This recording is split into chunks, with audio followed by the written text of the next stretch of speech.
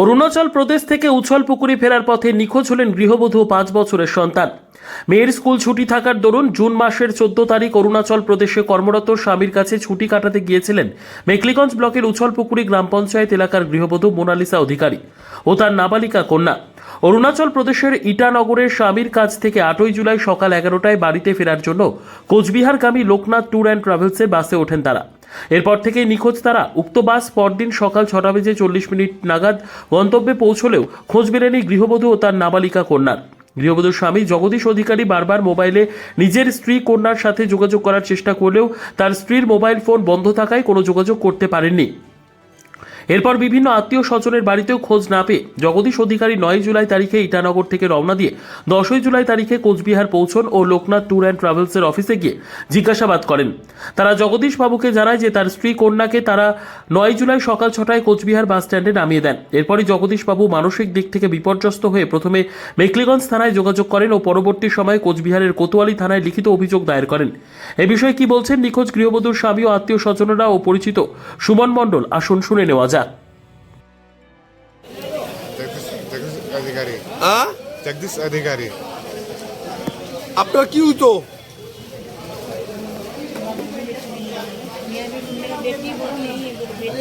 बेटी बीबी नहीं है, बीबी बेटी नहीं है। बीबी बेटी नहीं है। कितना दिन से गायब हो लोग? 4 दिन हो गया। आप लोग डायरी किए हैं? क्या है? कहाँ पे? निकली कौन से? लिखने गया तो पुलिस क्या बोला है? कुछ भेज दिया। कुछ बिहार के पुलिस क्या बोला आपको? ढूंढ के देगा बोला। तो आपका क्या नाम है? नाम जगदीश अधिकारी। ধন্যবাদ। গতকাল এনারা আমার কাছে এসেছিল এই সকাল 11টা নাগাদ, এসে বলছে যে এনাদের মেয়ে আর নাতনি নিখোঁজ। তো বিষয়টা হচ্ছে এনার জামাইয়ের বাড়ি জামালদা ধুলিয়া। কর্মসূত্রে জামাই অরুণাচল প্রদেশের ইটানগরে কাজ করে।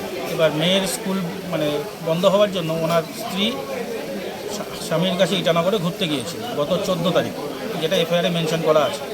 এবার ঘোরার পরে গত 8 তারিখ ট্যুর অ্যান্ড ট্রাভেলস, কী ছিল tour and travels, Loknath tour and ট্রাভেলসের মাধ্যমে এই কুচবিহারের উদ্দেশ্যে রওনা হয়। কিন্তু কুচবিহার উদ্দেশ্যে রওনা হওয়ার বাস থেকে নামার পরে 9 তারিখের পর থেকে কোনো রূপার সন্ধান পাওয়া যায় না।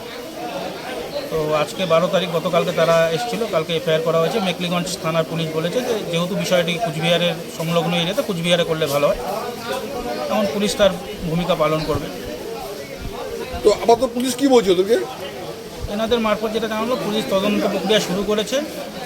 আমি আপনাদের মাধ্যমে অনুরোধ করতে চাই, যেহেতু একজন নাবালিকা মহিলা আছে, বিষয়টা যাতে খুব দ্রুততার সহিত দেখা করা আপনাদের মাধ্যমে। সঙ্গে কে ছিল? সঙ্গে বাচ্চা ছিল? হ্যাঁ, ওনার ওয়াইফ আর ওনার মেয়ে, 5 বছরের মেয়ে ছিল, জয়া অধিকারী।